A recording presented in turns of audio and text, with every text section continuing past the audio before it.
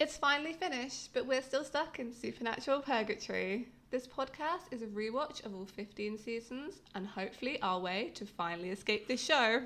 Join us once a week for a fun, informal discussion on each episode and leave comments on any specific upcoming plot points you'd like us to discuss.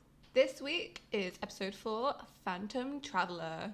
I was looking forward to watching this episode again because it's been a little while. And it's, again, it's one of those episodes that completely stick with you. Like, once you've watched it, you're like, oh yeah, that one. Exactly. It was very good. This one had 8.2 out of 10 on IMDb and it aired on the 4th of October 2005.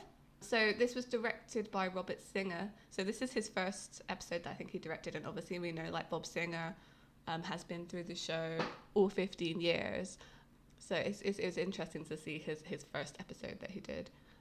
Eric Kripke and Richard Hatem wrote this episode as well. I think this is as close to a standard supernatural episode as this show's been so far. So what do you mean by that?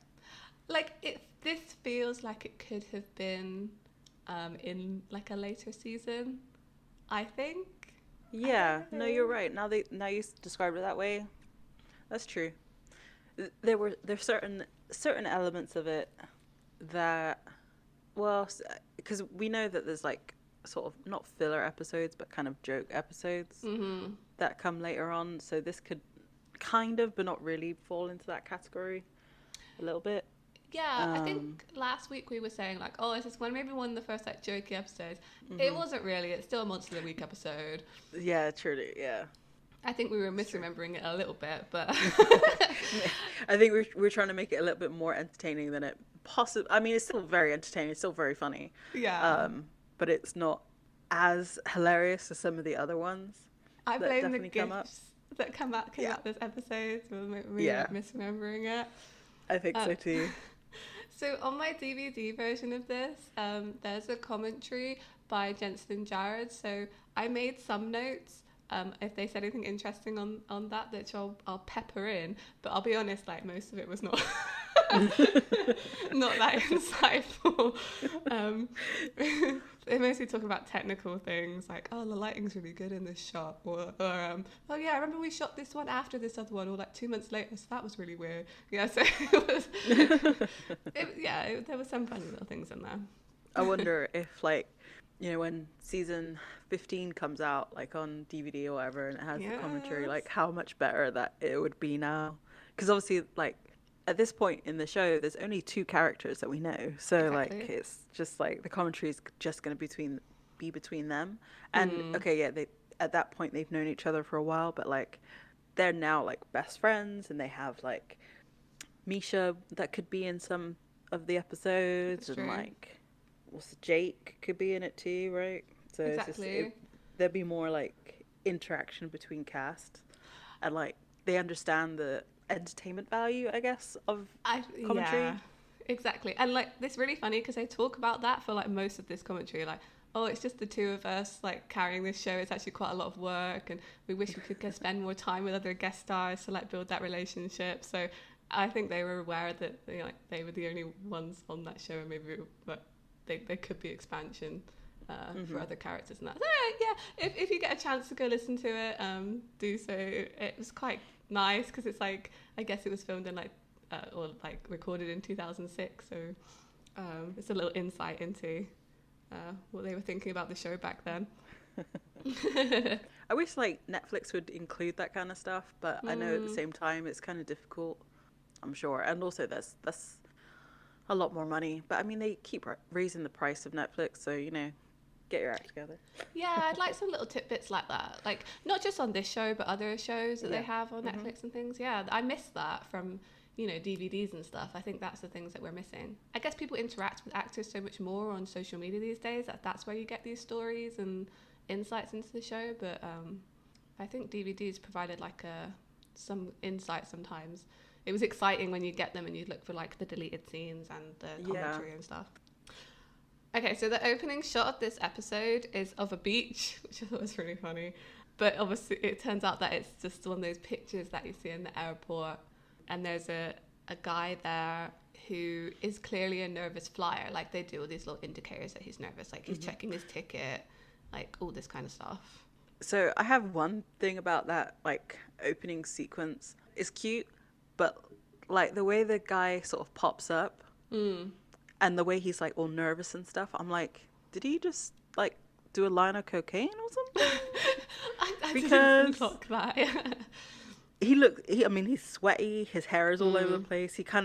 He does this, like, finger movement over his nose, and there's an airplane noise. I was like, right. I mean, maybe it's implied. I didn't notice that.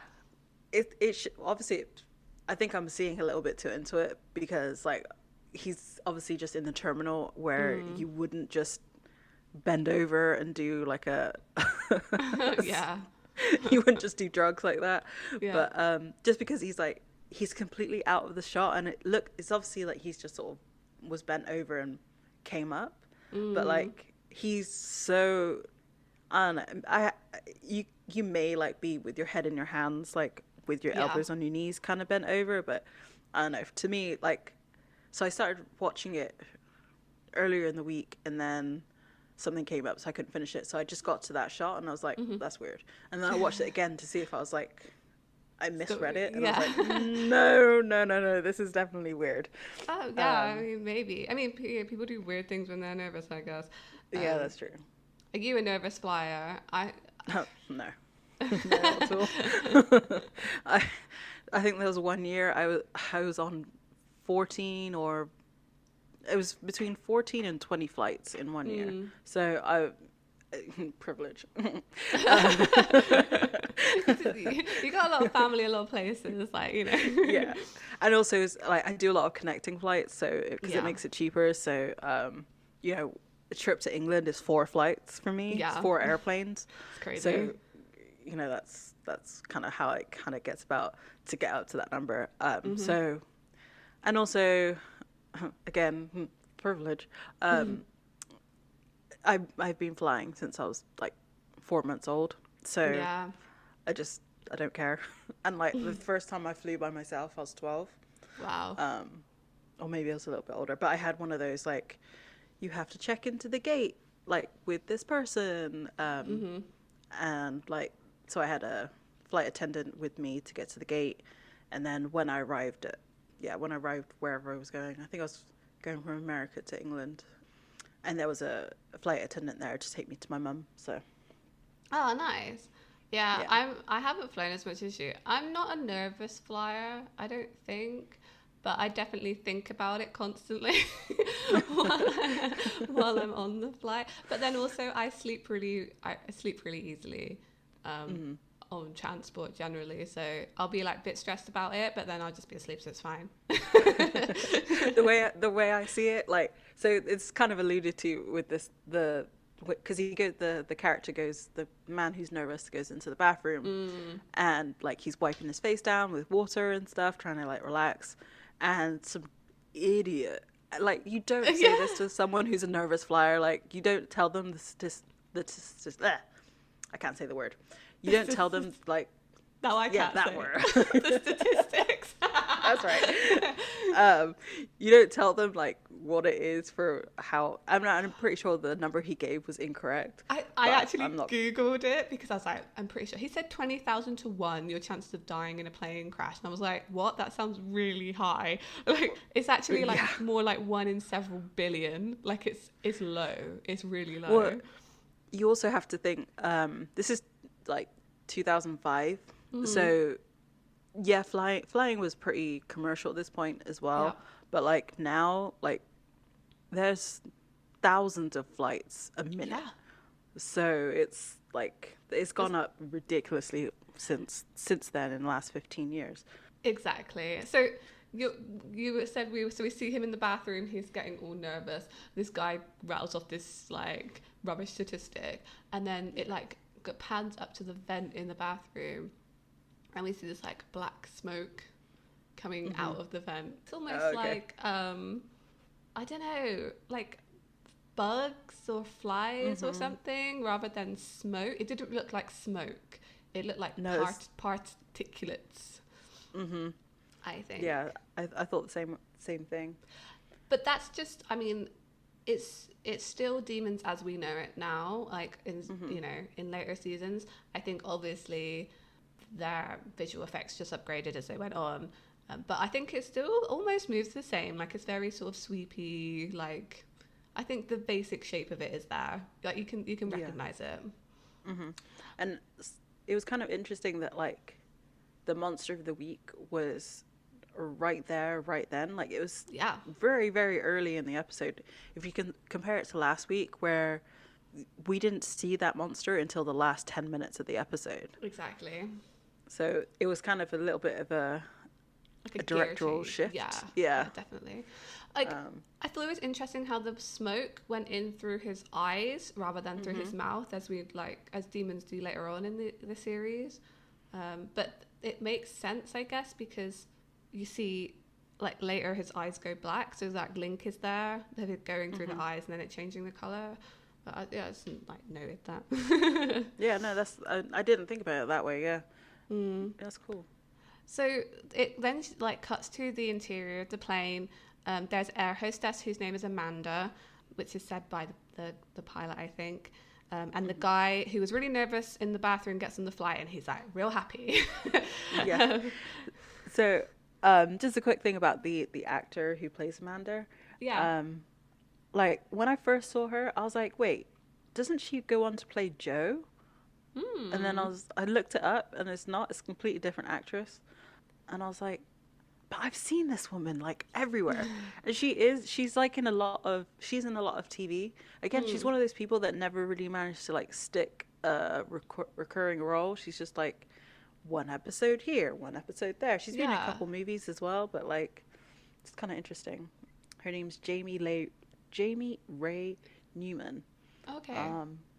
And the actor who went on to play Jo is actually Alona Tal. I got really, really confused with the two actresses. And I don't know, maybe it's like they have very similar features. So I think that was what it was. Yeah, so we see him turn around to talk to her and he has black eyes. Interesting to note that the whole of the eye is not black in these demons. It's just the iris and the pupil, and it's kind of a bit wider, but you can still see like the white of the eye. They hadn't put those full sclera lenses in yet, which I understand are uncomfortable to wear. They are. I own a pair, or I did own a pair. I don't think I wouldn't want to put the ones I have in now because they're old. Yeah, it's not pleasant. Not at all. Like I'm not going to describe it, but it's not fun. Yeah. So they hadn't tracked up to the whole eye being black yet, which kind of makes sense because they didn't clock it immediately. I don't think the people on that flight. So yeah, he seems different, and he asks a question while he's sat on the flight. He says like, "How long have we been flying for?" And the guy next to him says, "Oh, like 40 minutes." He said, "Isn't it funny how time flies?" or something like that. Wow, time really does fly, huh? So I've been sat next to those types of people. Don't be that person, please. Like it's the worst. And nobody enjoys flying. Nobody likes it. Yeah. I know you have to sometimes be civil, but like, the demon is sat on the window seat and he talks to the person in the middle seat. Yeah. You are fully stuck. Like you have to. You can't go. Just don't talk to them. Just leave them alone. This is a middle person seater all the time. Like we don't want to be talked to. I have headphones in. I don't want to keep taking them in and out because you want to chit chat. No. Anyway, so that was my side bit. I would say that I have been on a few flights and I've never been talked to except one time. And the only time I've ever been talked to was by an American. Of course. So it's just chatty people who can't help it, I guess. So the guy gets up and kind of wanders down the aisle and very casually opens the emergency door on the plane, which obviously causes the plane to crash. Like it's a whole scene, like the masks come down, everything, everyone's scared, but ultimately it crashes. Yeah, I mean it's like watching it. I was like, oh my gosh, this is kind of intense. Yeah. Like they did it pretty well. Like in terms of like, you know how sometimes when people like they try to make people like bop along when the plane's not really moving and doesn't look right, but they did like like maybe they had it on something that made the whole like airplane shake. That's why it looked better. But I don't know, because later in the episode, you know, when there's like they're on the plane later, they did say that all of that was done by like camera work. They didn't move it at all. So okay. I don't know. They may have just been really good at like shaking in their seats, Star Trek style. Yeah. That's funny. So the next, it cuts out before you actually see the plane crash. It's kind of like going towards, but it's implied they crashed, and we come into like a very famous shot from Supernatural, which is Dean sleeping, and it kind of does a whole pan up of his body, which can only be fan service. Yes, exactly. Which is, it's kind of interesting that like, it's interesting that it's Dean fan service that's the first thing that is fan service. And I'm wondering if it's because this is all speculation, like nothing like concrete or anything, but like so far we know that Dean's a bit of a player, and like doesn't have any sort of relationship with anybody, so he's free to be like the eye candy, whereas like Sam, he has a girlfriend, he's very serious, he wants to find out who killed her. So like it would be weird to have these kind of shots of Sam. Yeah. Can you imagine if they did? Yeah, it would be weird. Yeah, here's my theory. So I think their target audience are like men about like, you know, 30s, 40s, like hero fantasy stuff, right? The people you would generally think are like into Star Wars and stuff, although we know that it's not true. Most fans are female, let's be honest. So I think so Sam is the like the one the viewer is supposed to identify with, whereas Dean's maybe the one that you would people would watch it with their wives and girlfriends. That's why. Yeah. You know. Yeah, I think you're right. But again, speculation. But that's how I see it. I think they never intended me and you, Annabelle, to be the target audience for this show. Yeah, maybe not. But you know what? Who cares? Yeah. We like it. Who cares? Exactly. We're here. We're doing the podcast. Yeah, exactly. So I thought this was also another interesting step in like, so okay, we see the very fan servicey shot, and then we hear the door open, and like we see a figure in the window. It's a really bizarre motel. Like I don't know where they find these layouts. Yeah, I don't know. It's so weird. Because there's like not even a frosted window. Window, I guess. Window wall between the door and like the bedroom area. Yeah. I guess it's very, I don't know, 60s maybe? I don't know. 60s, 70s, like, yeah, really kitschy. Yeah. And you're like, oh, who could it be? And you see Dean's eye just like open. Yeah. And he like slowly is putting his hand under the pillow and like gets his, I think he has, you do see the gun at that point, right? No, it's a knife, but I don't think you see it. Oh, yeah, okay. It is a knife. And then like the door slams closed and Sam comes out the side of this door, this wall of window. Yeah. And I was thinking about it. I'm like, why would you do it? Like, why would you enter your own hotel room in such a weird way? Like, I mean, I guess thinking of maybe sibling like fuckery it might be it. Yeah. Like just to mess with him a little bit. I was trying to think, even like, still, have I ever scared my brother like that? And I'm thinking, yeah, every opportunity. You're trying to make him jump because it's funny. So it could very well be that it was just sibling shenanigans. Because he, like, I guess the look on Sam's face when he actually sees Dean, like come on, man, like these reactions, like come on, man, why the hell did you? Like rise and shine, sunshine. Or Morning, sunshine. Which, yeah, is also another like they're starting to really separate the characters, like because this trope of them, like one of them being asleep, well, I say one of them, Dean being asleep and Sam being awake early, is something that is like forever. Like this never changes. Yeah. Apart sure. from like extreme circumstances, but for the most part, it's always Sam's a morning person and Dean is clearly not.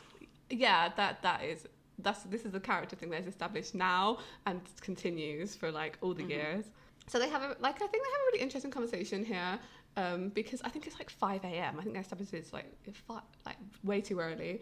I'm with Dean on this. Like, no, it's way too early. You know, Dean says to Sam like, "Oh, are you not sleeping at the moment?" And he says like, "No." And they talk about whether he's having nightmares about Jess, and he's kind of like, "Yeah, like I am, basically." And Sam says like, "Does this never keep you up at night? Like you're never afraid?" So what? All this, it never keeps you up at night? Never. You're never afraid? No, not really. Dean's like, "No." Yeah. And I just wrote on my notes, interesting. Yes. Yeah, like foreshadowing? Question mark? Yeah. What was kind of nice about that like interaction with them is that even though, again, they've been separated for a long time, it's showing that Dean really does care about Sam. Like, he's concerned.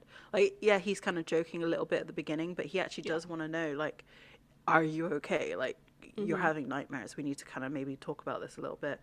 Yeah. And it was kind of, Sam also mentions that, like, it's not just Jessica, it's like everything, and just asking like, how does it not get to you? So it's kind of, it's interesting that he thinks it doesn't get to Dean. Like, you obviously see the way that Sam sees Dean, like almost infallible. He just keeps going, which I think's interesting. He doesn't see much weakness in Dean, I don't think. Which is why I think this episode's interesting. Definitely. Well, I mean, we mentioned it last week with when the reaction Sam had when Dean said he was scared as a child. So again, it's another, like, I'm wondering if there's a little bit of like older sibling hero worship going on a little bit. I think for sure. Yeah, I definitely would think that. That's going on. But so after Dean says, no, not really, Sam grabs the knife that he was going for and he's like, that's not being scared, that's a precaution. I was like, yeah, that's funny. Okay, whatever. you keep Same up your thing. tough guy. So, they get a phone call from a guy named Jerry, and it transpires that he knows Dean and John from a previous case. They helped him with the poltergeist in his house. So I guess they left their number with him afterwards. But he wants to talk to them, but he wants to talk to them in person. Yeah. You know? So I thought it was funny, like, so they get to the... So it was kind of... I kind of didn't know what it was at first. It kind of looks like a factory, but I think it's an air hangar, maybe? Yeah. Apparently they filmed all of this at Vancouver Airport. Okay. Which is where they would actually, Jared and Jensen would catch their flights back home. So they're, like, quite familiar with it already. Yeah, they filmed most of that there. There's a nice shot of the Impala as they drive there with, like, it's really overcast and pretty, I thought. Yeah, that's true. But yeah, they meet Jerry and they're walking through and he's talking about how they helped with this poltergeist. And there's a guy in the background that shouts like, "Poltergeist, I love that movie." Yeah, I know. Poltergeist, man, I love that movie. But it was such like a... You know how, like, in those stupid mid-2000s teen movies? Yeah. Where, like, you'd hear just this random comment from, like, someone in the crowd. Yeah. And it's kind of like a weird... I mean, I guess it is mid-2000s exactly, like, when this episode aired, so it's very, very appropriate, but, like, it's kind of like, hey, what's up, man? Kind of thing, like, super... Like, you can kind of hear it, but not really. I just thought... Yeah. I noted the exact same thing. I thought it was so funny. Well, on the commentary, they were laughing about it, because I was like, oh, that was added in post. No guy was shouting that. So they'd watched that before. I'm like, what? But, like, they reacted to the guy saying, I wasn't talking to you, pal. So maybe there was something that was said. Oh, like, yeah, that's true. Something else. Okay, fine, whatever. So Jerry, like, says to Dean, like, oh, if it wasn't for you and your dad, I wouldn't be alive. And, like, Dean does this so, like, self-satisfied smirk and, like, looks at Sam really like, yeah, does. that's right. I saved some people.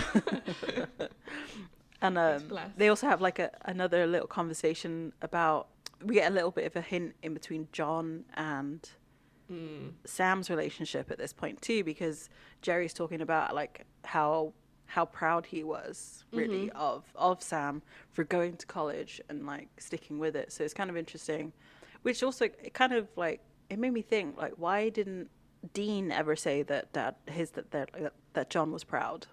Yeah, you know, like, but maybe he never said it in front of Dean, like, you know, maybe.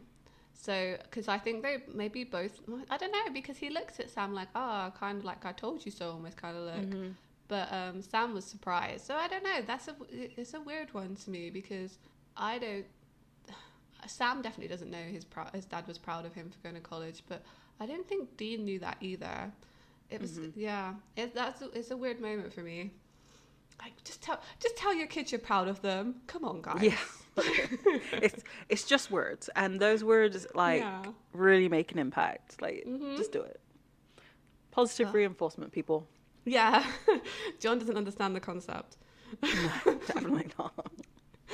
So yeah, they go to Jerry's office, and he's like, I have this recording. I shouldn't really have it, but like, I need you guys to listen to it. There's something weird on it. And so they play the recording. But can I just say something? Yeah. Like, why the finger pyramid from Sam? Like, I love her. that was so weird. Like, they're concentrating fingers. But okay, that was to be fair, that was a full, I would say almost minute of having to make a face to look like you're concentrating.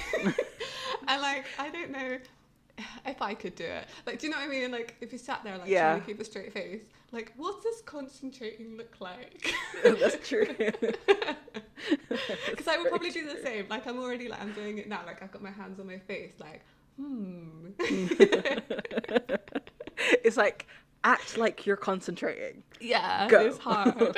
Exactly. But anyway, but it sort of was like, please tell me what you think, rather than like, we're listening to something. Because I mean, I don't know. It was very funny. a directorial choice to be really close on their faces while they're listening to this recording, because I don't think it's necessarily needed. Like, because it's hard to look like you're reacting to something. That's true. Well, especially in the beginning, because there's nothing to react to. But when something does happen in the recording, like, that's when they like get a chance to react. That's true. It's just a funny shot. I thought it was. It really is. It really is.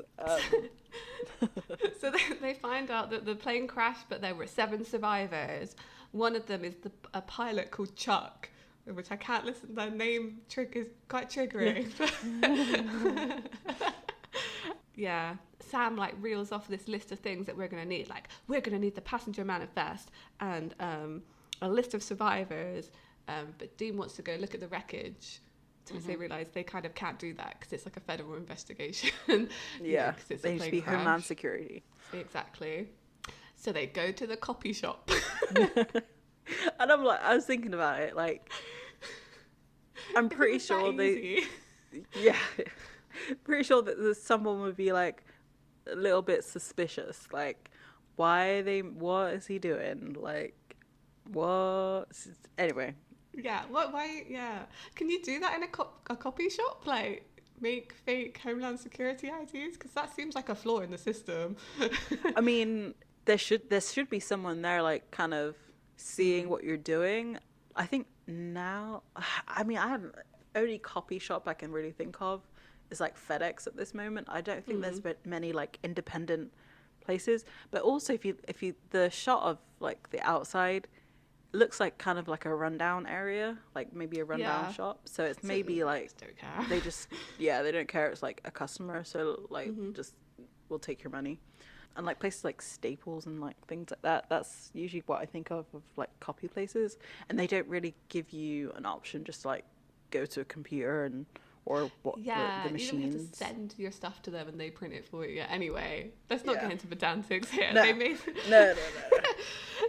So Dean comes out of the shop and like eyes up a woman, which apparently was an addition by Jensen, not originally in the script. So okay, fine. He wasn't married at that point. It's fine. So, I guess he thinks it's what Dean would do, and at this point, his character definitely would. So Dean's made 2 fake IDs for Homeland Security.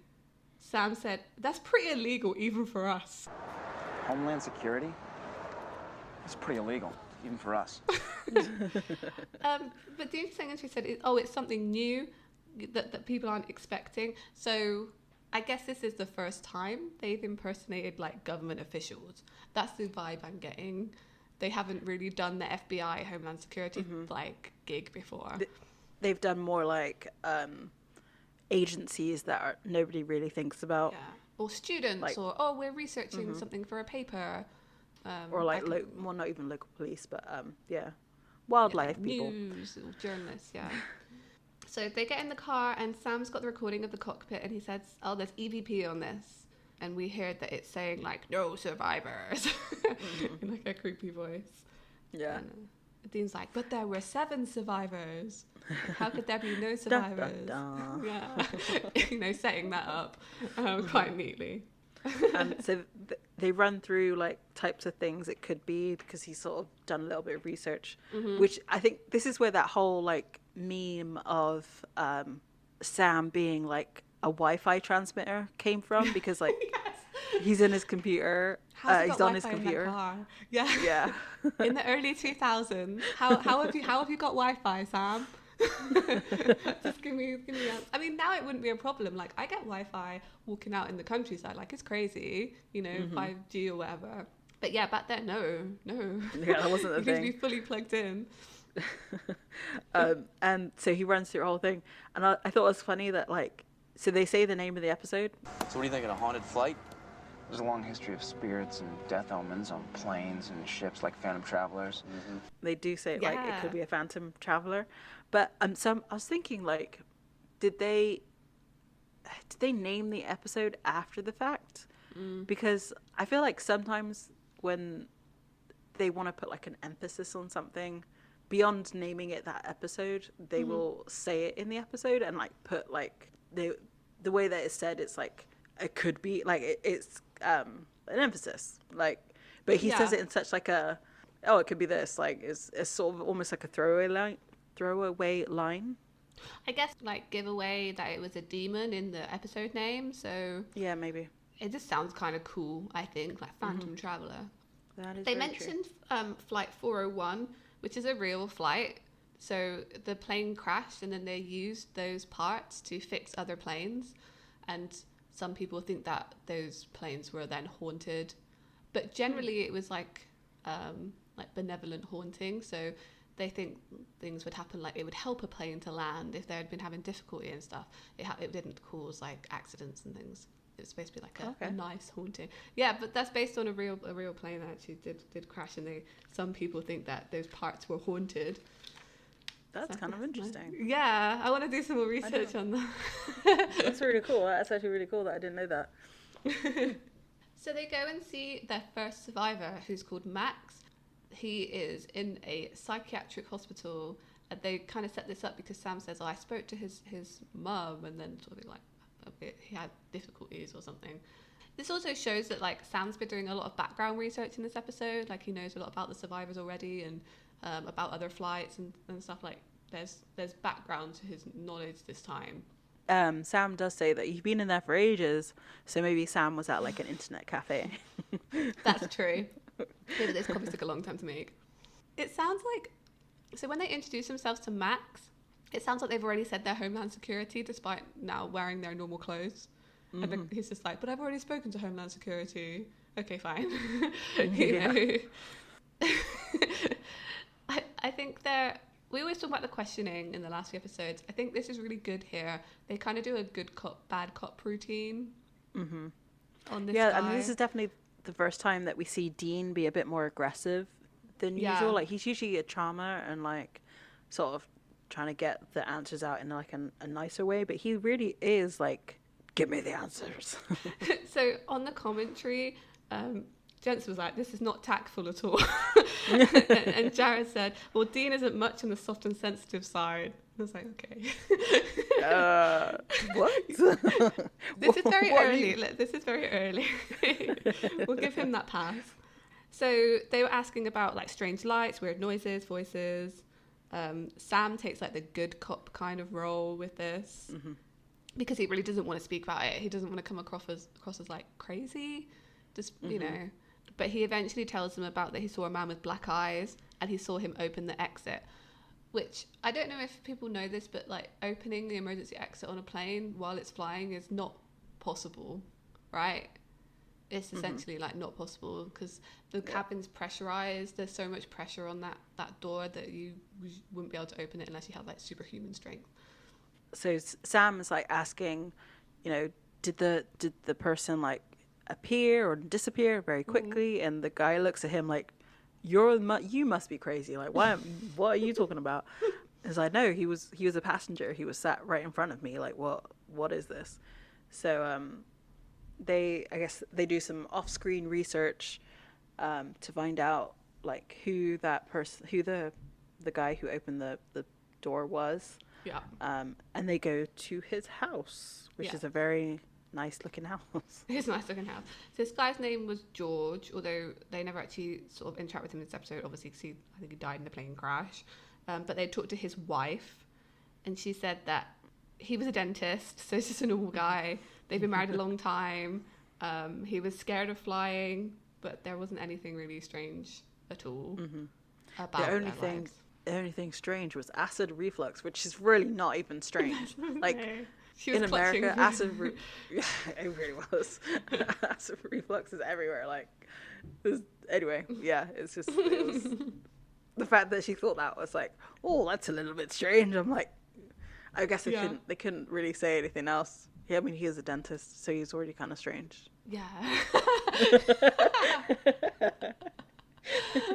Yeah. But so we were just talking about how like Dean was really good in the last one.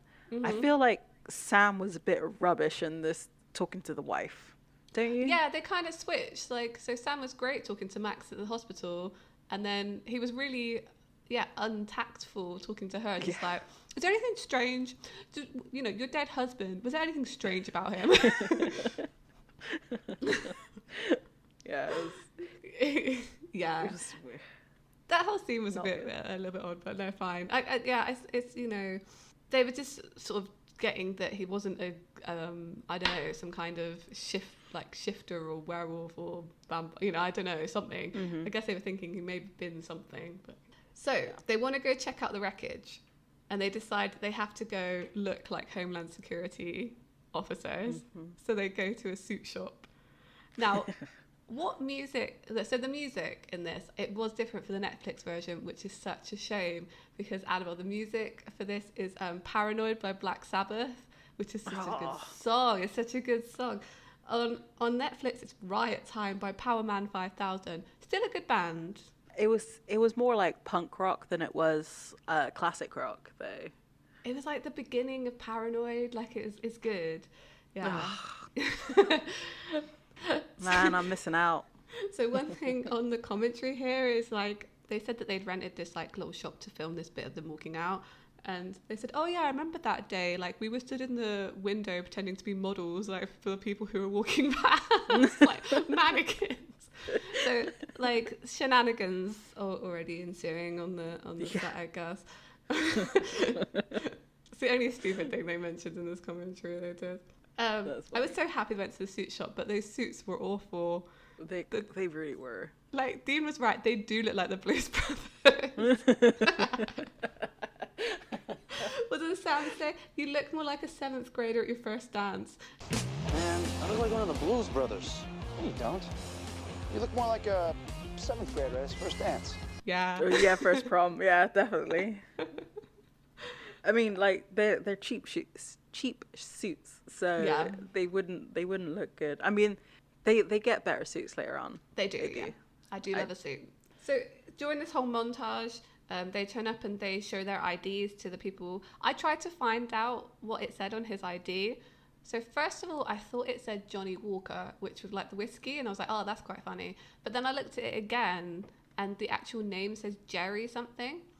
So they mentioned that the people who made the props and sets, one of the guy was like called Jerry like Warnock, or I can't say his name, but maybe it was him, which would be cool. Little shout out to the crew, but I don't know. I couldn't see it very clearly.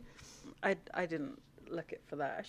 Maybe that's something we can track, like see what the name, if we can see it, like see who they impersonate, because I'm sure they do, like when they don't introduce themselves as like rock stars, maybe they are like taking crew members and stuff. Crew members' names. I think this one was. I think this was supposed to be the like prop guy Jerry, because it does say in the print of his ID Jerry. Although I think the signature looked like, I thought it looked like Johnny Walker, but. Anyway, just a little aside there. I was like pausing it and trying to go back, like, I can't see it because he did it so quickly, and it's like just out of shot, the second name. So Dean uses a homemade EMF meter to go around the wreckage, and Sam's making fun of him for it, but he's so proud of it. I was like, oh, so cute. Yeah. He's like, oh, it looks like a busted up Walkman. He's like, that's because it is. I made it. And I'm like, oh. Yeah, I know what an EMF meter is, but why does that one look like a busted up Walkman? Because that's what I made it out of. It's homemade. Also, it also shows that he's actually pretty resourceful. Yeah, he is. It's just it's funny because even 2005, like you wouldn't have a Walkman at that point. Well, I maybe. did, but I thought I was being retro. And also, like, because he is older, like I feel like it takes a little bit of time for people who've had a certain thing to like transition to something new. So Yeah. maybe he really did. And, you know, he has cassettes, like, in his car. So, of course, the only way he can listen to it outside of his car That's is to have true. a... Walkman. I mean, I know in 2005, like, me and my friends were still making mixtapes for each other, you know? So, because it was easier to do than burn CDs at that point. Oh my Yeah, God, I'm showing my age. Like... Though, even now, like... I wouldn't even want to try to burn a CD. Let's be real. No, thanks. I don't think, yeah. There was a time where I had the equipment, anyway. But yeah, making mixtapes was easier because you had the whole stack with the CD player and then the cassette tape at the bottom. So it was totally easy. Yeah. Anyway. So they go around with this EMF detector, which is like really cool. And they find some EMF reading on the emergency door handle. So they take like a scraping of it. In the commentary, Jared said that he actually cut his thumb open doing this. Wow. Because they gave him a real knife. Yeah, well, he said they were supposed to have fake knives and real knives, and he had the real knife, and then he sliced his thumb open, and then he was never allowed a real knife again. That's funny. It's kind of interesting that, like, they don't know what it is. Like, they just see a substance on it. Obviously, again, we know what happens. So it's kind of interesting their inexperience with what that substance is. Yeah. Of considering where the series goes. Then we get a shot of the security guard again, and two Homeland Security's agents arrive. And it's funny because they're in their exact same suits, and it's just like... Did they go to the same shop? Yeah. Yeah. Like, it's hard. I don't know how much they make, but I'm pretty sure Homeland Security have. I'm probably sure they can afford nicer suits. Yeah. I mean, maybe they don't. Well, yeah, I don't know. And it's kind of interesting that in these first few episodes, like, they are almost caught impersonating agents a lot. They really are. Like, oh, definitely. I think it lends to their like inexperience. I think it's showing you that like they don't really know what they're doing. I also wonder why, like, they run out the back door, because there's no real indication that somebody's coming. The security is pretty quiet. Yeah, they actually made a commentary on this on the DVD, and they're like, oh, they must have really good hearing. Yeah. I mean, maybe they had their own suspicions or whatever, and then an alarm starts blaring, and then they really run off, and they vault over the fence. So like Dean takes off his jacket, like puts it over the barbed wire, and then they like jump over the fence. Yeah. And he says these monkey suits really do come in handy. Well, these monkey suits do come in handy. I thought I like that. I thought that was very funny. Like seeing them actually being able to like jump over fences and stuff. Like that's not necessarily a skill you just know. You have to get good at that. Running away from people. So they cut to a guy at the airport who is Chuck, the pilot from the first plane crash, and he's gonna fly a plane again. Like he hasn't flown a plane since he was in a plane crash, and it looks like his buddy's there to help him, but he's really nervous. Like, fair enough, you know. Mm-hmm. Like, learning to do that stuff again, like after you've had an accident, is super hard. Like, and so we see the demon smoke come out of the vent, and then it goes into his eyes again. So you see it floats around him, it goes into his eyes. And it's kind of, it's really like, this one's kind of, I don't like the way it was happening, because it's like, it comes like behind him, and then he's got his hands in front of his face, like nervous, and it like just sort of appears in front of his face. Can you imagine if some like random smoke just was in your, I would be like, what's going on? I think it's implied that they like can't see it. I don't know. Because he does disappear. I don't. Yeah. Well, because the guy, the very first guy who got possessed, he does see it in the mirror. He does like look up and is like, "What is that?" And like the way that I interpreted it, the pilot taking it was like he does kind of shake his head like and sort of rear back a little bit, like what's in my face a little bit. Yeah. So maybe it's not like, I guess smoke is kind of like a good indicator, because it's like you can see smoke, but if it's not super thick, it can just kind of be there. So maybe it's kind of that kind of I don't know. Yeah, maybe it's not that obvious, like it's right in front of your face. I'm not sure. But I don't know why. So they cut back to Sam, Dean, and Jerry, and they're looking at the substance under a microscope. Okay, and said that it's sulfur. Now, there are easier ways to tell if things are sulfur. Just putting that out there. I mean, you would be able to tell it. I feel like you would be able to tell if it was sulfur without looking at under a microscope. I don't know if you've ever touched sulfur or like smelt it. It's very distinctive. It smells like eggs. That's the only way I can describe it. Is like not rotten eggs as well. It's actually not. I don't think it's an unpleasant smell particularly, but it is very strong. So even having like, that was quite a chunk of that on there. You can kind of tell that it's sulfur. So that was another thing that I was like, Jerry, would make sense that he would know that that's what sulfur would look like. But obviously at this point, Sam and Dean don't, there's no indication that they're like science majors. Yeah, okay. So like, if you showed me sulfur under a microscope, I'd be like, cool, all right. I can either confirm or deny that that's sulfur. I don't know why looking at it under a microscope would tell you that it's sulfur. Like, I can't see why. There are lots of things that look like a yellow powder. Anyway, it's fine. Science. Yeah. I thought it was really funny here how Sam's taken off his tie and like undone his like top button on his shirt, and he just looks really disheveled. It seems very un-Sam-like. I don't know. I was like, right, yeah. Maybe running from Homeland Security really shook him a little bit. Sweaty. But it's always seemed, I don't know, I always think of Sam as more put together brother. I don't know. We've already, kind of seen him in a shirt and tie, but it was a dream, so maybe it didn't happen. Oh yeah, I forgot that was a dream. And like,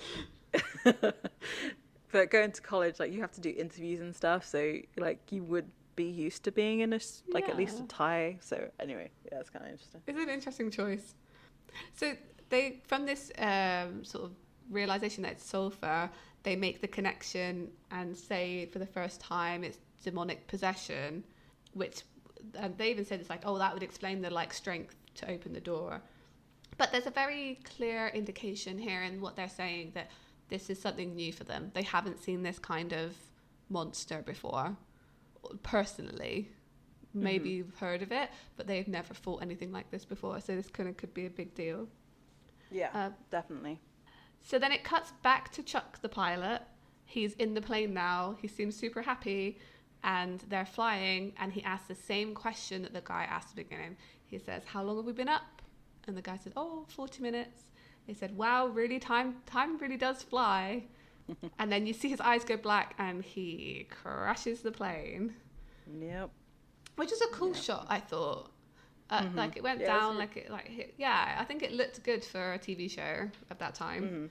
Definitely. No, it was kind of like one of those like, ooh, it was a little bit intense. sort of situations. Yeah. Because you see this farmer on his tractor, like, do. Oh, there's an airplane. Yeah. Oh, gosh. Did this Scary farmer survive? I assume so. I don't know. It's never said. What happened to the farmer? So many unanswered questions in Supernatural, guys. Yeah. What happened to the farmer? So we go back to Sam and Dean, and Sam's doing some research in their motel room. And I made a note here that the motel looks like the inside of the room looks very much like from when we saw it in the first episode when John had been doing research. So there's like stuff on the walls, there's like books about, so this is their process, right? I had a look at the some of the stuff on the walls. So there was a lot of like pictures of like types of demons with wings and stuff. One of the things said 32-hour fight, lost it. So I don't know how much you're supposed to read into these things because normal people don't pause TV and look at it closely. But I was like, oh, well, this is maybe saying like this stuff is really tough. If you fought something for 32 hours and then still didn't beat it, it like ran off. Like it must be really tough to fight. Yeah, definitely. So Sam says that every culture and religion has an idea of demons and demonic possessions. And then he says like the Japanese believe that some demons are behind like disasters and stuff. Which is, I think, the only time they really talk about demons in other cultures. I don't think they do it again. Or even any other religions. Yeah, it definitely, like, referring to demons, yes. I think that's the they only do time. refer to other cultures and other religions, but I meant, like, in the context of, like, demons specifically. Yeah, that's true. So they were kind of pondering sort of like, well, how many plane crashes has this caused? Like, why is it doing this? Because it's really funny, actually. Like, the motive is never there in this episode. Like, why is this demon doing this? Like, what was the point? And they never explained why it had to be 40 minutes into a flight. That's so frustrating. Yeah, I tried to not think about it too much, but then you brought it up, and I was like, No, now you're making me think about it. I didn't even make that connection. Like, why 40 minutes? Why? And that phrasing of like time sure flies by, like, why? There's something there to it. So I'm wondering if, like, I don't know, maybe there was like a B plot on this that didn't get shown. I don't know. Maybe. Anyway, so many unanswered questions. Yeah. So Dean is worried. I think, Dean is worried about this fight. I think he's kind of looking more nervous than Sam. He says like this isn't our normal gig. You know. He said demons don't want anything other than death and destruction for its own sake, which is true, but also because of the pattern that this demon's showing, like I was just saying, like, the 40 minutes, there is a pattern to it, so it doesn't seem like it is just for its own sake. There seems to be a reason behind it, but I guess we'll never know. Yeah, no. And Dean says, like, I wish Dad was here. Sad face. Yeah. This is big. And I wish Dad was here. Yeah, me too.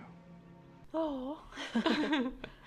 So, yeah, I mean, like I said, they're worried about this. I think it's kind of setting it up as being a bigger deal. Yeah, definitely. Mm-hmm. And it is important, this episode. This was more of a plotty episode than I thought it was. Yeah, this is going back to what we were talking about in the beginning. Like, it wasn't a throwaway episode, not at all. No, it wasn't. No, it was really important. So they make that connection of that every one of the previous flights that this demon had taken down, everyone had died.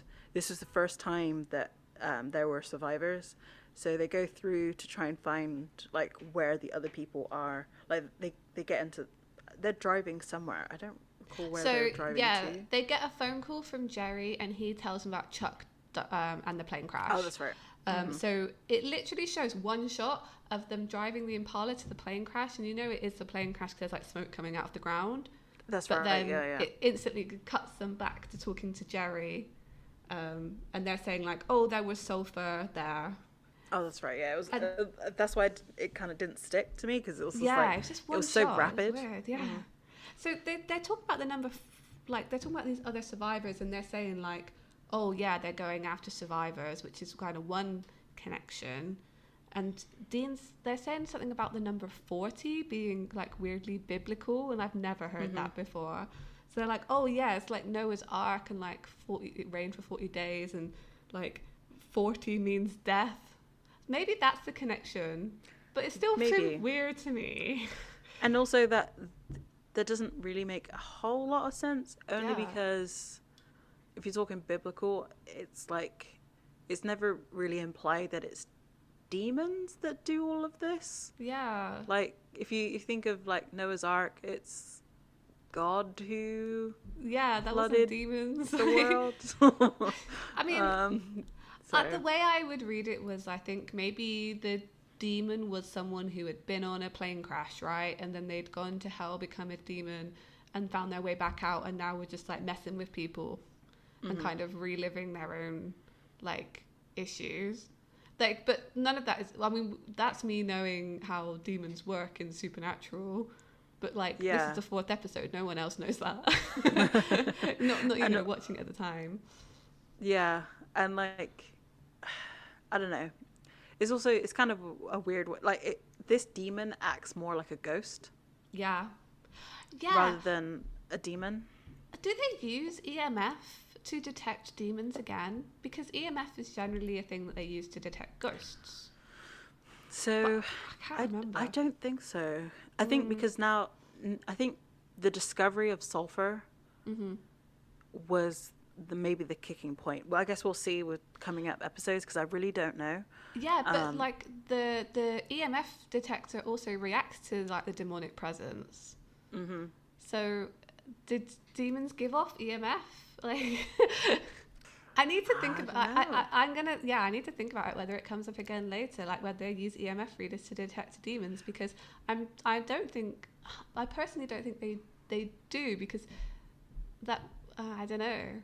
Okay, here's another massive, another massive like plot hole for this, which I'm really afraid. I'm like really sad that I have to point out, because I'm thinking about it now.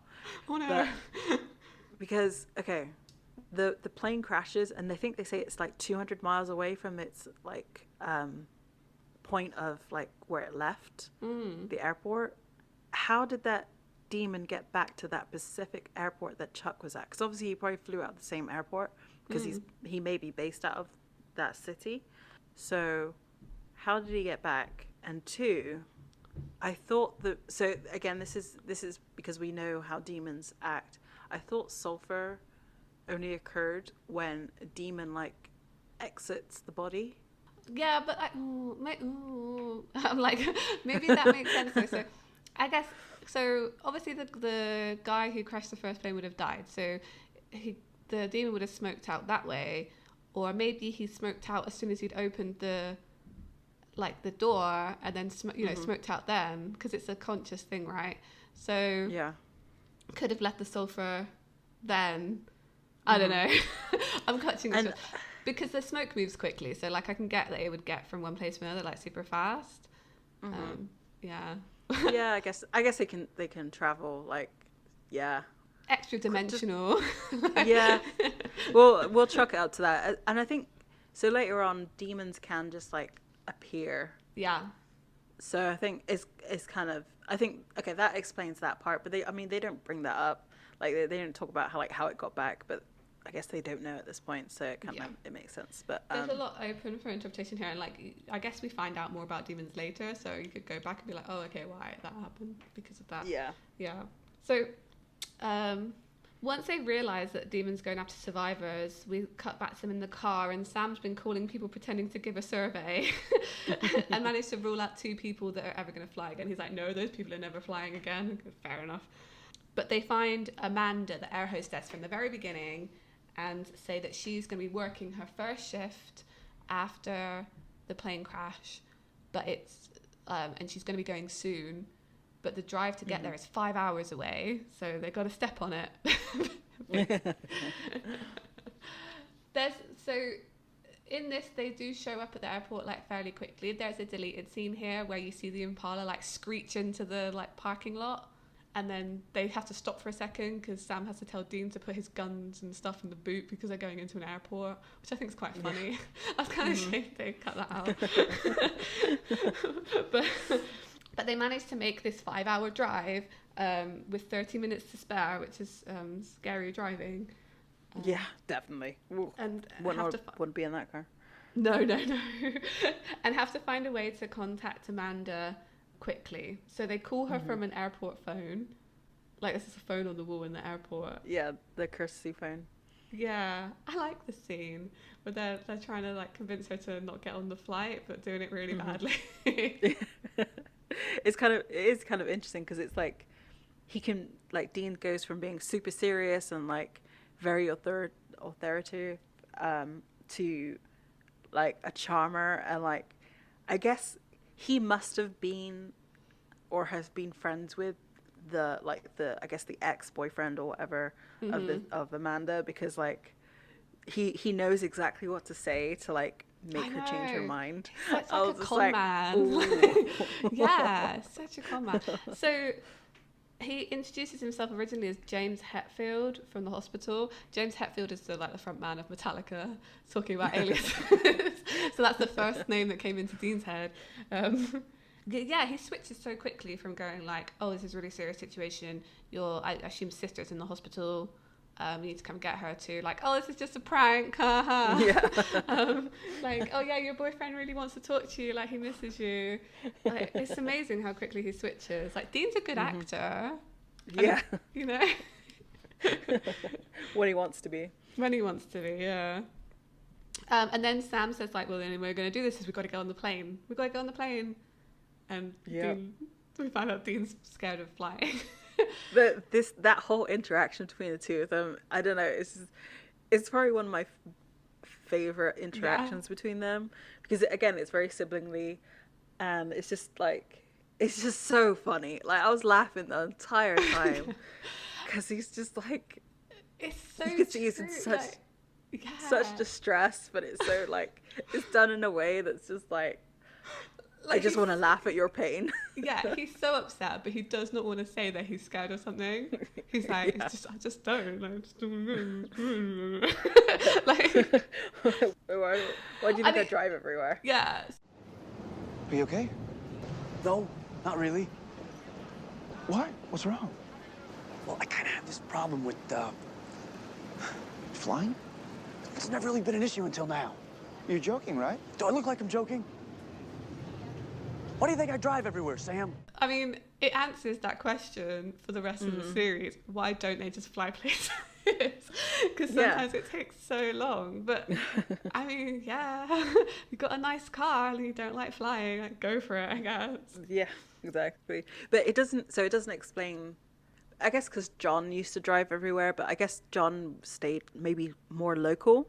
So they didn't go to like all four corners of the country. So like it's, it wouldn't be very usual for them to fly anywhere, so you would get afraid of flying. Well, I don't know, that's true. And like, I think, a lot of times, I mean, we know from later seasons that if John went off on like longer hunts, he would just leave Dean behind, so he probably never had to go with him on a plane or whatever to go to these more far-flung reaches of America. So Sam offers to go by himself, but Dean's like, no, I'll go with you. I just put poor Dean's sad face. Yeah, he's so like, it's kind of interesting. Like, again, he has such a range in this episode. Yeah. Like, Sam is just like awkward and there, but then Dean has been funny, he's been serious, he's been angry, and now he's like full on like terrified. Yeah. So they said in the commentary, it's really interesting because Jared is saying, well, this is the first time we see some weakness in Dean, and I think that's kind of true. Not just because last episode we kind of saw like a softer side of Dean, but this episode we're seeing like, oh, he's not just like all heroic tough guy. Yeah. Once we know. Yeah, you're right. Like, but I guess we didn't know back then. Yeah. So they're on the plane, and like, again, like, like Jensen's acting in this. He's like checking the safety manual, So he says that he said on the commentary that apparently like he was gripping onto that seat like white knuckle, and he was like, oh man, like Bob saying you didn't show my hands, because he was like gripping onto that. But you do see it, like you can see the tension in his like, face and shoulders and everything. Yeah, it adds to the whole like real tenseness of it. So I like this because again, like talking of like how you speak to your brother, like Sam says try to relax and Dean says try to shut up. Just try to relax. Just try to shut up. It's funny. I like that Sam seems like so amused by the situation that he's scared of something. Like it must be maybe one of the first times he's seen him really scared of something. I would find it amusing as well. I mean, you'd have to poke the bear. Like, absolutely, you'd have to poke. Like my younger brother is he's much bigger than me. He's like 6'4" or whatever, but like he doesn't like say like spiders. So like to see him freak out like about something like that is just like hilarious. That is so funny. Yeah, I see. This is the other thing. Like I can do, you know, tall brothers, eh? So Dean's like humming Metallica to keep calm, and they're kind of having a conversation about like, well, who is it possessing on the plane, because there's like 100 odd people on that plane and they don't know who it is. Now, this is interesting, and I don't think that it's ever raised again. Dean said that you can only be possessed if you've got like a weakness or a chink in the armor, like addiction or emotional distress. And I said, is this brought up again, that demons can only possess people who have like weak in some way, or, you know, in inverted commas, like weak in some way, that you know, people are struggling with stuff? Because I don't necessarily think that's true. I think later on demons can possess whoever they want. Yeah. But then who's to say? At the same time, they don't know much about demons either at this point. Yeah. So this could just be like Poor research on poor John's research and part. yeah. Yeah. There's no it could just be that, and because That's at this very point true. demons aren't really messing with people. Dean was said earlier, they cause destruction to cause destruction's sake. And they've been focusing more on like things that they can actually do something about, I guess. That's true. I mean, in this episode, we do see them going through John's journal, looking at stuff about demons, because they use it later for like the exorcism. So maybe, obviously, John's been researching demons, but maybe it is just speculation. So this is one of the things they're speculating about, that people can only be possessed if they're having some kind of like problem or like emotional distress. It's talking about like having his journal. Obviously, we know what's happening, like in terms of the overarching plot. It's interesting that John has done some research into demons, because obviously, like, I'm not sure if they ever outright say that they've never dealt with demons. I think it's implied in this episode that specifically like Sam and Dean haven't. They don't know how to deal with them. John is obviously thinking of like, because his whole impetus is to find out what killed his wife. Yeah. So he's looking at every kind of creature. So I'm wondering if like, we don't see how far like this demon stuff is in the journal, and it may not even be that important in terms of prop showing of the prop. But if it was more towards the end, that might actually indicate like, it's just a small little storytelling element, which would be nice. But like, if it's towards the end of the journal, like towards the back of the end of the journal, that could also be an indicator of like, oh, so it might have been a demon that was where he's involved. gone. But anyway, that's just a completely random side note, not really that important. No, that's true. I think it's interesting to know, because I think you're right, actually. Maybe it's not mentioned again because it is just speculation at this point. So, I mean, they're going to go to... Sam thinks it might be Amanda. It makes sense. She was in a plane crash and now she's working again. So Dean says he's going to go talk to her and see if she's possessed. So they've got holy water with them, which I noticed is in like a very weird bottle that has like the Virgin Mary on it. Did you see? I didn't see that, no. Yeah, it's in a really weird shape, because I thought it was just a crushed water bottle to start with. Me too. And then if you actually look at it, it's in kind of the shape of almost like, you know, those like spaces in churches where they put statues, kind of that shape. And then it's got kind of, I think it looks like, yeah, like the Virgin Mary, like, and the, so maybe you can buy holy water like that from churches. Like, I don't know. I've never bought any, so I wouldn't know. But I think they bought it from somewhere. But then Sam says, no, like holy water's not subtle enough. Demons flinch at the name of God and says that he should say that, but like Dean goes off and he calls him back like twice to like make sure that he definitely knows what he's doing, which I think is really funny. In Latin. Yeah, in Latin. So what's funny is that Christo isn't even Latin for like that specific thing. Dean says like, I know, I'm not an idiot. Hey, What? say it in Latin. I know. Hey, What? in Latin it's Christo. Dude, I know, I'm not an idiot. Obviously, Dean's super nervous and like he can't get hold of can't control himself at this point. Yeah. So why would you let him go talk to somebody? Why would you send him? Yeah. Sam definitely Like, he- should have done that. Yeah. Yeah. Yeah. He definitely should have gone and talked to Amanda. It's because Dean's got away with the ladies. It's been established in the last 3 episodes. So obviously what I was he's the one who thinking. goes to talk to the flight attendant. Look, that whole Christo thing, they don't. You know what? They don't use that again until season 14. They don't?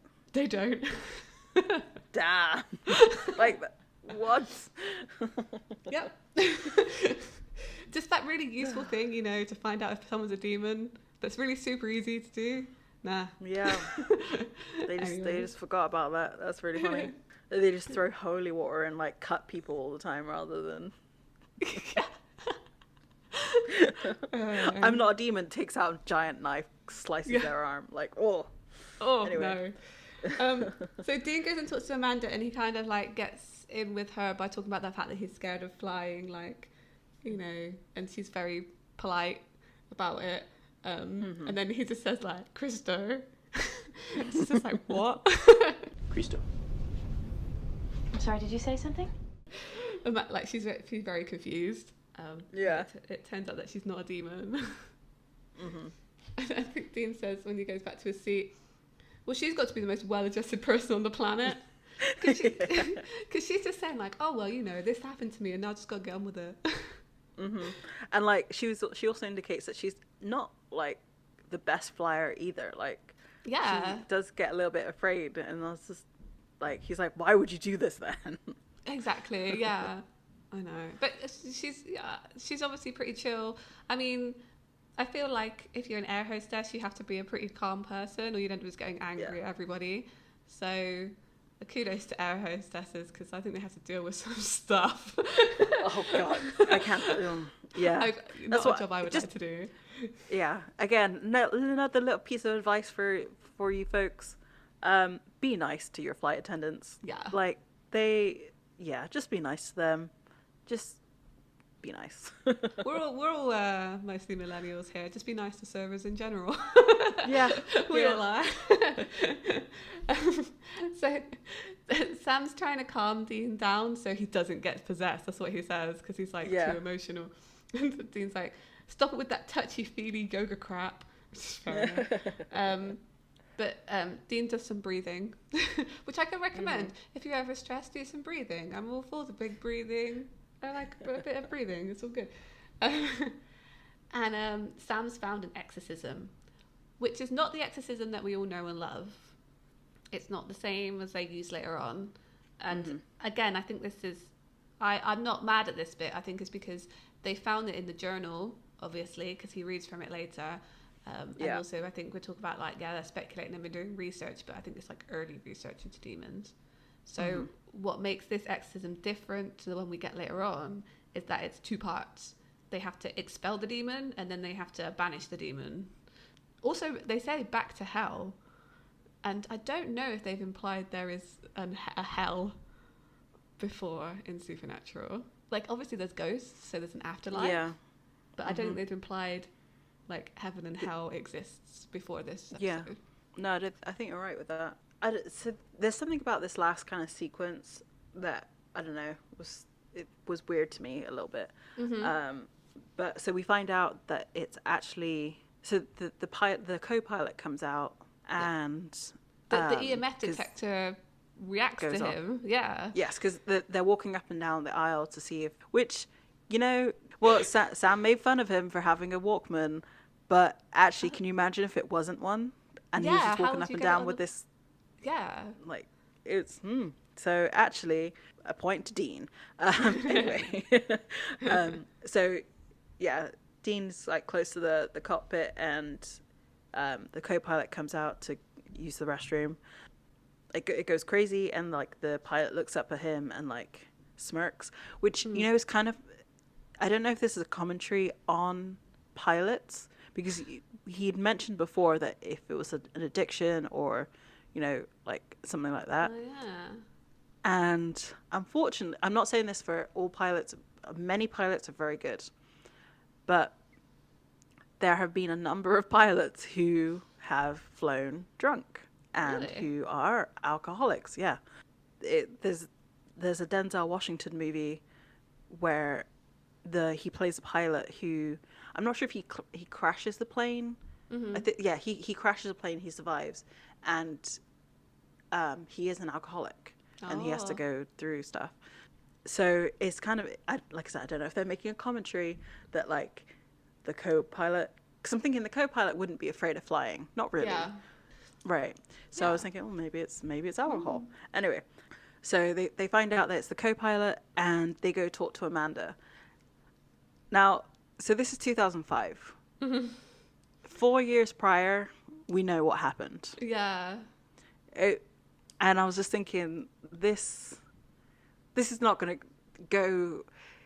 This is where it kind of goes from being like somewhat rooted in reality to not, because there's nothing at this point. There's nothing that they could have really said to convince her until they mentioned the black eyes. Yeah. That was the one thing that made me like, okay, maybe she's gonna like be okay with this. But up until that point, I was just like, kind of, I was cringing pretty hard. I was like, how are they gonna explain this?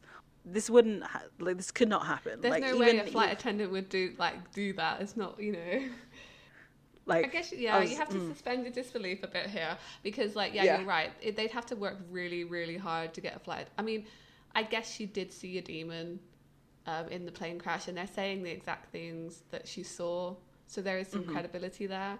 But yeah, I think they convince her almost a little too easily. There is a lot, to be fair, they do have to really convince her, but yeah, it's almost a little too easy. But they also only have 12 minutes left before the plane crashes, so they had to move it along. Yeah, exactly. So she manages to get the co-pilot to come to the back of the plane where they are, which they don't show what she said to get him to do that.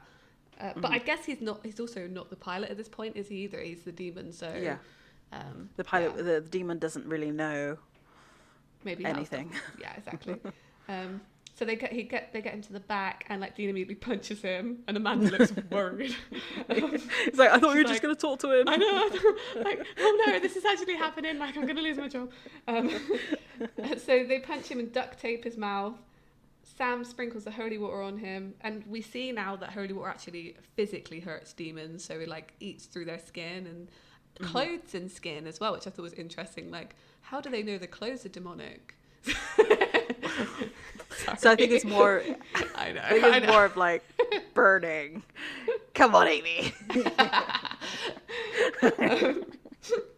So I said here, Sam is really good in a crisis because Amanda is panicking, and he talks to her really calmly and gives her a job to do. And then Sam does the exorcism, and I put here.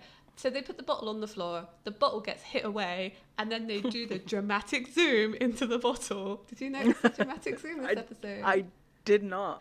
Was there one last episode? That's what I was thinking. There was. Was there one last episode? Maybe Kim Manners doesn't do dramatic zooms. I think his dramatic zoom was just having close-ups of their faces.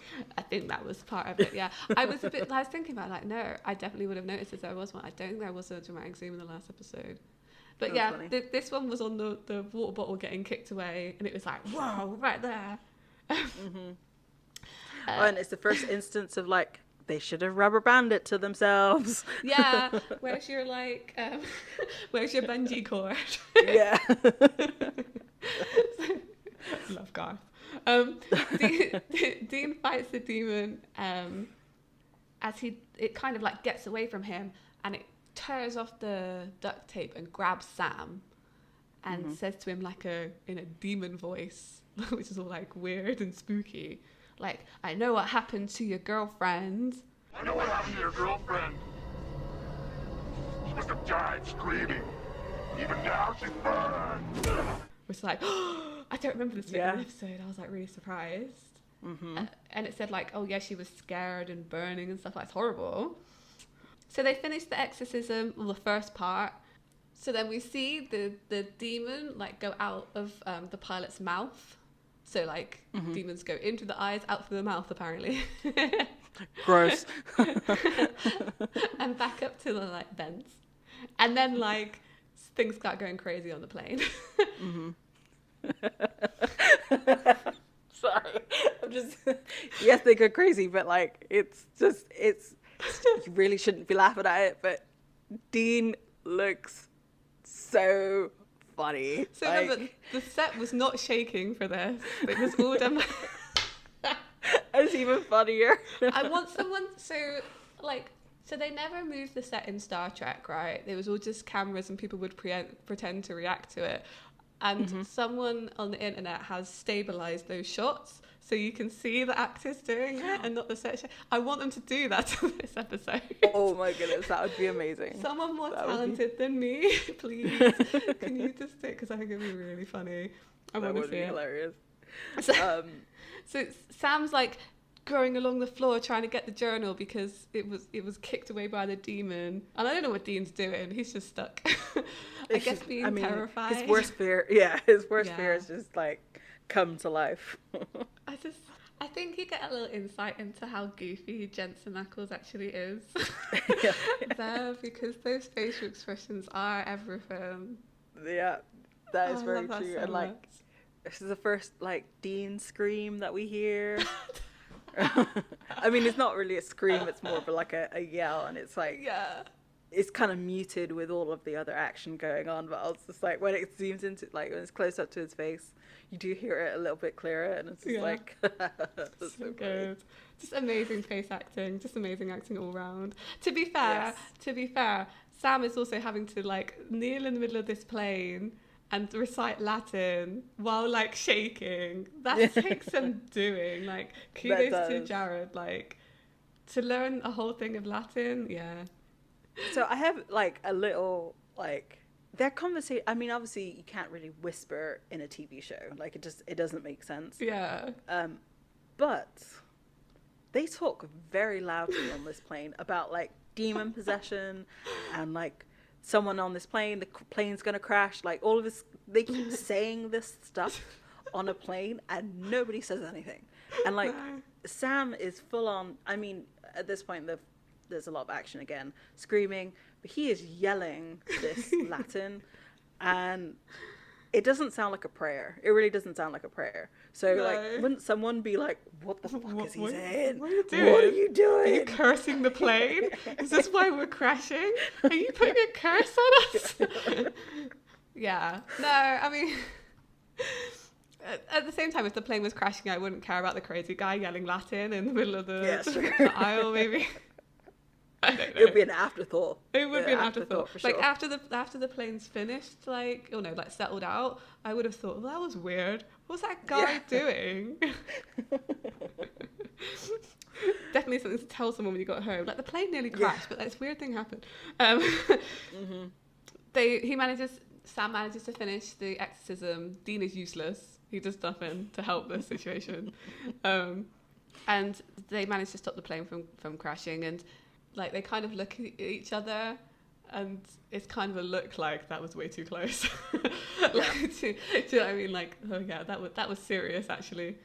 So the FBI is at the gate, which makes sense. And the co-pilot's saying that he's being interviewed. He's like, I don't remember even getting on the plane. So that kind of shows you like, oh, he can't ID Sam and Dean. They're kind of free from this one. They'll be all right. Yeah. Apart from the people who were telling the FBI about the crazy guy. I guess you could play that one off. Amanda's talking to the FBI, and the only real interaction they have with her is that she mouths "thank you" to them, which is, I think that's fair. Yeah. Because, yeah, she also, I mean, they could have landed her in some real hot water there. Yeah, for sure. So as they're walking away from the sort of plane crash, well, not crashing, Dean asks Sam if he's okay. I realise how many times I've said that in these last 3 episodes. These conversations start with, "Are you okay?" between the 2 brothers. And Sam's kind of shook that the demon knew about Jessica. Yeah. But Dean kind of plays it off as like, well, demons lie. They can read your mind. You know, but they lie about things. But it does start the first links between those stories. Then Jerry calls them. Mm-hmm. And just having a conversation with them, and Dean asks the question, "Well, how did you get my number?" Yeah. And Jerry tells him, "Well, you know, I couldn't get a hold of him, but the number was on the voicemail." This is really important. Yeah. Wait a minute, what happened there? And so they end their phone call, and they have a conversation. Sam and Dean have a conversation, saying, "What, you know, how can this be? I've only had this number for 6 months." Yeah. Actually, so it's not quite right, but basically it's implied that it's a new number, so there's no way that is it. So okay, this is what I wasn't sure of. Yeah. Does the dad have the number, or is it because they've been calling this cell phone, he has the number and put it as his message? So yeah, I think it's very much implied that this is confirmation that John is alive. So he would have had to have that number after he went missing, if that makes sense. So I think probably you're right. I think they probably got it from them ringing him rather than knowing it already, because this is very much like, oh well, they know.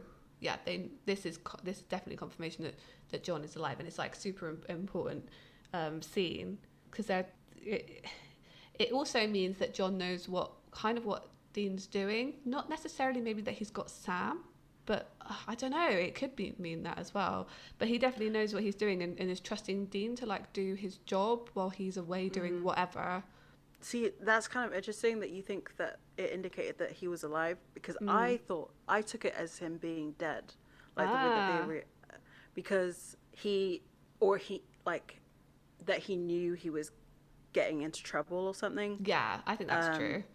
But at the same time, now that you've mentioned it, because Sam does say, "I've been calling this number for ages and it's been disconnected." And then they suddenly call it and there's a voicemail.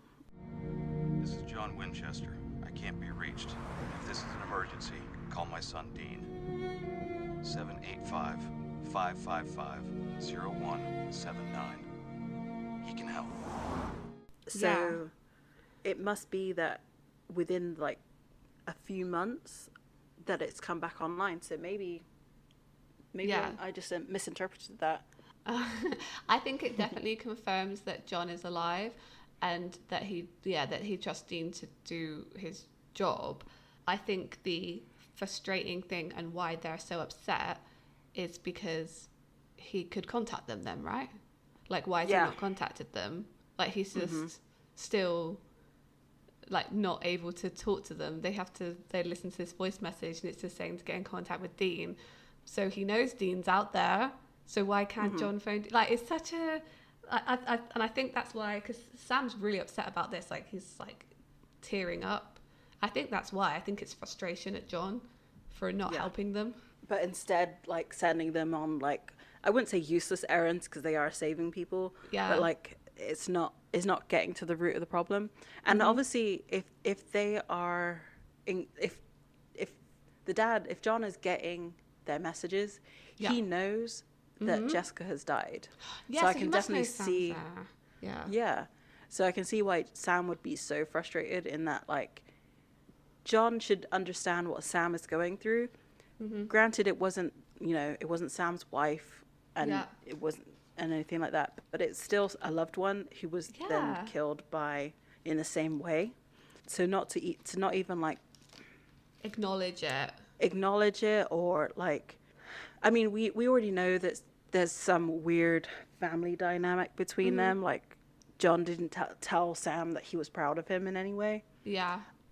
So it could be part of that too, but I would be so mad if I was looking for like someone like, and I maintain that Dean was probably thinking that he was dead or injured or like something, and then finding out from some random person you met like a few months ago that they were actually still alive and they hadn't told you. Like, what? Like, I'd be so mad. Yeah, yeah, me too. I'd be so mad. So I completely understand it. I think Sam looks really upset, like sad and upset. I think Dean almost looks like resigned, you know? I think he knows more what John's like. That he's leaving out of them. That he's leaving them out of the A plot, you know? Like the main plot. And they're having to sort of pick up the pieces. At the same time, can you imagine if, like, okay, we're 4 episodes in and they found John? Like, yeah. In terms of a storytelling aspect of this, it actually is very good storytelling. Yeah. It keeps you, like, intrigued, because in the last episode, there was a little bit of, like, in the past 2 episodes, John wasn't really the focus. Like, they kind of have mentioned him a little bit and, like, didn't really...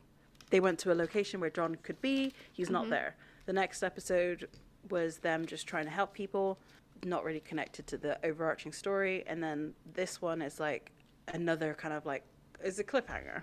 Yeah. Of, well, John is alive and he's updating who needs to be in contact if weird stuff goes down. So it's kind of, it's good storytelling. It's keeping the audience engaged. For sure. It's another breadcrumb in the overarching story. So, I mean, fun bit of trivia for you. This is the first time they actually say they're Winchesters, because it's the first time. So, cause on the voicemail, he says, "This is John Winchester." So that's how we find out their surname. Oh. Yeah. They haven't said it up to this point. We did talk about that briefly. Like, oh, did they actually say their name was Winchester? No, not until now, when John says it on the voicemail. So John is the first person to say Winchester. Interesting. Yeah. I wonder if they hadn't decided until that point which ones they were gonna choose. It could very well be the case. But I like it.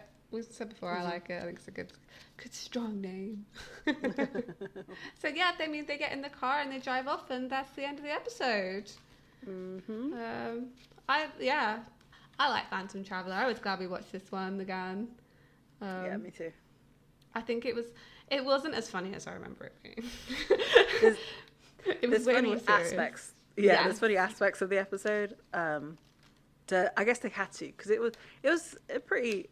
If they hadn't had any of that comedy in it, it would have been a really sad episode. Yeah, it would have been actually. Yeah, quite depressing. Like, oh yeah, especially the bit about them like finding out about their dad and stuff, like being alive and not telling them. Yeah, it would have been a bit more depressing. You're right. I think this is what makes Supernatural good. Right, and I say good, but it's like the comedy and the lightheartedness of it with these kind of really serious themes at times. Yeah, definitely make it something that you go back to. If it was really depressing all the time, I wouldn't have watched it for as long as I did. Yeah, but I like this one. Kudos to face acting. This episode is a lesson in face acting. Yes, absolutely. 100%. Definitely. Oh. So next week's episode is Bloody Mary. Yes. I remember being scared of this episode. I don't like the story of Bloody Mary. It scares me. Me too. I'm with you on that one. I'm not 100% looking forward to this one. No, I'm scared. I don't remember it. I honestly don't. But like you said, the whole thing behind Bloody Mary is like, ugh. But okay, so as a little aside and like a shout out to some other content that I consume on the internet, there's this makeup artist Her channel is Bailey Sarian. I don't know if you've heard of her. No, I haven't watched anything about her. So on Mondays, she does makeup, murder, mystery, and makeup. And so she does makeup while she talks about like a case. Oh, that's cool. Yeah. It is really, really good. Yeah, I know we should really concentrate on our own stuff, but like shout out to her channel because I really enjoy it. Yeah. And so last week, she actually did like where Bloody Mary came from. Okay. So that was it's kind of a funny coincidence that, you know, it's one and the same. There's like multiple origin stories, and like each interpretation of like the Bloody Mary like thing is slightly different for each place. Like some places you have to say it 3 times, sometimes you have to say it 7 times. I just know that I'm traumatized by things appearing in mirrors. I watched The Ring when I was like 15, so around the same time this series was on, and I never got over it. Like, I still think about that movie, goddamn. So, you know, the classic horror shot of them like closing the bathroom cabinet or something being there. I think about that every day. Yep. So yeah, I'm not looking forward to this one, but we'll watch it. I'm gonna watch it, and I'll be scared. I'll have the lights on, but I'll watch it. Terrible. Yep, me too. Right. Me too. Well, thanks guys for attempting to escape purgatory with us this week. I don't think we're out yet, but maybe next time. Thanks. Bye.